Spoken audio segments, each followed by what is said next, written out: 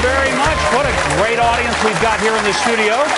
And welcome to Huckabee from the Fox News studios in New York City. All right, the biggest story of this week in politics was the first presidential debate held in Denver. The universal view, I mean even among the staunchest Obama supporters, was that Romney won the debate convincingly. And one left-of-center commentator who 4 years ago had a tingle up his leg hearing Obama speak, he was in such a meltdown over Obama's poor performance that this time he had a tingle run down his leg because he wet his pants. Some of the excuses to try and explain the president not being much better than the empty chair that Clint Eastwood revealed to us were simply bizarre. Al Gore thought it was the altitude of Denver. I think the former vice president may have been a little high. But the most ridiculous excuse of all was offered by yet another left-wing Obama acolyte on another network. And this guy with a straight face suggested that Obama didn't debate well because he was black. What?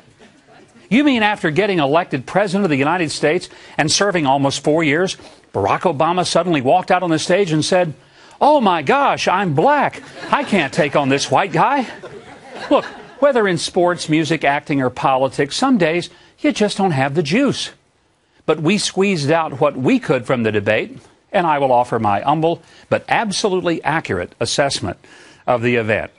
All right, first of all, here's Mitt Romney countering what the Obama campaign is saying about his tax proposal. I got 5 boys. I'm used to people saying something that's not always true, but just keep on repeating it and ultimately hoping I'll believe it. Let me just say this was a brilliant rhetorical device on the part of Mitt Romney for a couple of reasons.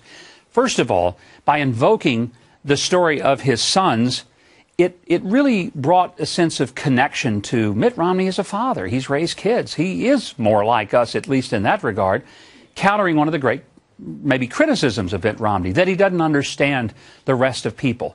Well, that showed a connection. The fact that his boys had told him, let's just say, funny business like everybody does to their parents, that too said, yeah, it must be pretty normal after all at the Romney house. But then the subtle device was this. He was actually saying, you know, it doesn't matter whether you're my sons in my house or whether you're president. If you keep telling me something that's not true over and over, I'm not so crazy as to believe it. It was a powerful moment. And yet he did it within a way that everybody could smile and not even realize what a powerful hit he'd had. Mitt Romney also responded to Obama's criticism that some corporate tax breaks would send jobs overseas.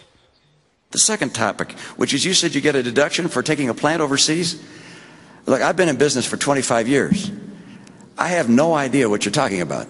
I maybe need to get a new accountant. But the idea that you get a break for shipping jobs overseas is simply not the case. Okay, I thought that was a great line. Again, there was a subtle message there. I've been in business 25 years. Translation, you haven't been. I understand what business is all about. Translation, you don't. I need a new accountant. Translation, we need a new president. It was a brilliant line. I don't know if that was all planned or if it was just spontaneous. Either way, it really connected. A great moment for him. Now, here's President Obama hitting Romney for not giving some specifics. He says that he's going to replace Dodd-Frank, Wall Street reform, but we don't know exactly which ones. He won't tell us. He now says he's going to replace Obamacare and assure that all the good things that are in it are going to be in there and you don't have to worry. And at some point, I think the American people have to ask themselves, is the reason that Governor Romney is keeping all these plans to replace secret because they're too good? Okay, I got to say, that was a great line by President Obama. It was about 10 past the hour in the second hour of the debate. And I was remembering as I was keeping a flow sheet of the debate, marking and saying, this was the first really good moment that I thought the president had had all night. And I marked it as saying this is the first time he's really left a mark on Mitt Romney.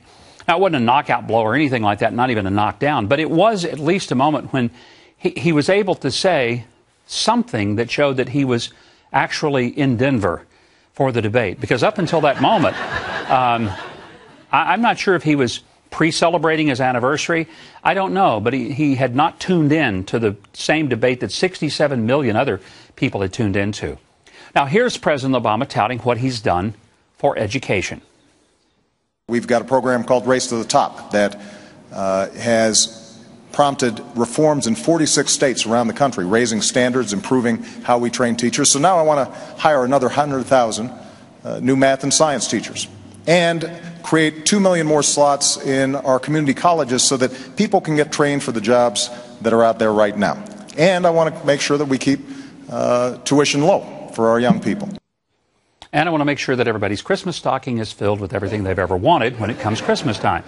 One little problem about what he's saying, not about Race to the Top. It's not a bad program. It's a pretty good emphasis, and I really commend Arnie Duncan for at least saying that we ought to reward people who do well.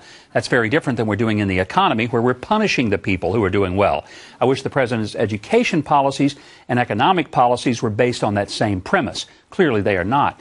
But when he talks about we need to put 100,000 new teachers in the classroom, I just ask myself, when is it the responsibility of the federal government to go hire teachers for a local school board? Your schools are your responsibility in your community and in your state. There's not one thing in the federal Constitution that says that the federal government ought to hire teachers for you.